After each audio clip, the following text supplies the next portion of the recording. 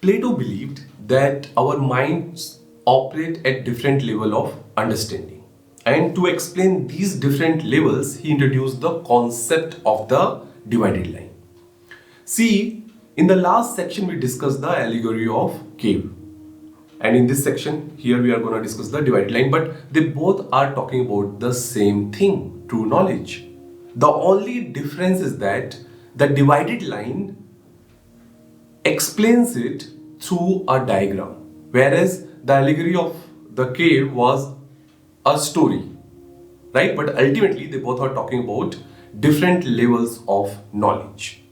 Okay, so if you look at this diagram, the whole diagram is divided into two vertical columns, thought and objects.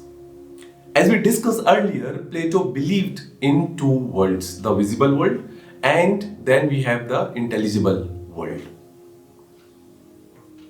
The physical world or the world around us, the visible world, contains only opinions according to Plato.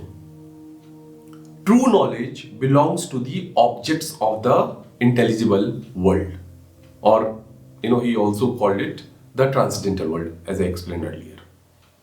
So altogether there are 6 blocks. Let me explain what each block represents. Okay, so at the lowest level, on the thought side, we have imagination, and on the object side we have shadows and reflections. Plato believed that visible world does not give us true knowledge. Instead, it presents us with shadows, images and reflections. We do not possess, or we cannot get genuine knowledge of the objects in the visible world. We merely have opinions, imaginations and reflections of them.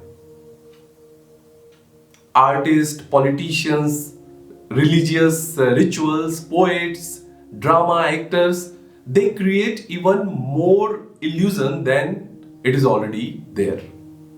And that is why Plato places them or their work at the lowest level of understanding. Plato argues that politicians are skillful image makers. They know how to influence and manipulate public opinion for their own political purpose. The next level in the hierarchy is belief, which also belongs to the visible world and falls under the thought category. Okay. At this level, you perceive the physical world or the objects of the physical world around you and form opinion about them. You begin to organize your ideas, classifying events and objects and making judgment about the world. For example, when you look at a dog, you recognize its breed, but you are still at a lower level of knowledge because you don't understand the underlying principles. Okay, so your judgments and opinions are based on sense perception, surface level knowledge, I would call it. Okay, but when you move one level up, you enter the realm of mathematics and scientific reasoning. Okay, so here you move from opinion to knowledge. And at this level, for example, when you look at a dog, you not only recognize its breed but also understand the scientific principles behind its characteristic. At this level, you're no longer thinking about one particular dog, but you're thinking about dog as an abstract, universal concept. Okay, with certain defining properties.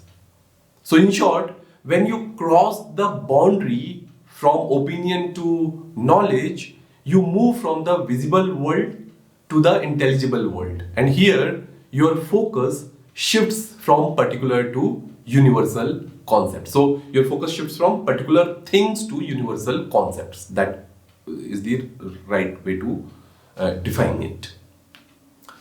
As long as you remain at the level of opinion, you continue living an ordinary life with the, what should I call it, the mindset of of the man in the street.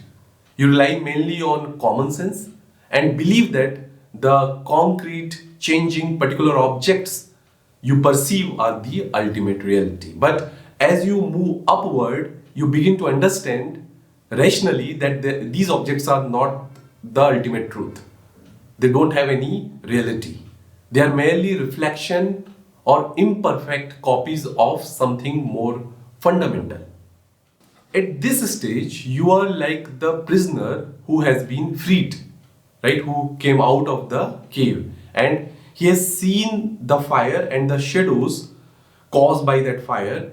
But what happens when you finally leave the cave, go outside and see the sun and the other objects outside? That represents the highest level of knowledge.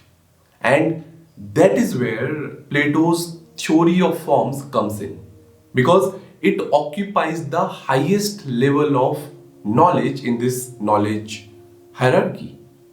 Okay, so let's discuss the theory of forms in the next section. Thank you so much, and I'll see you there.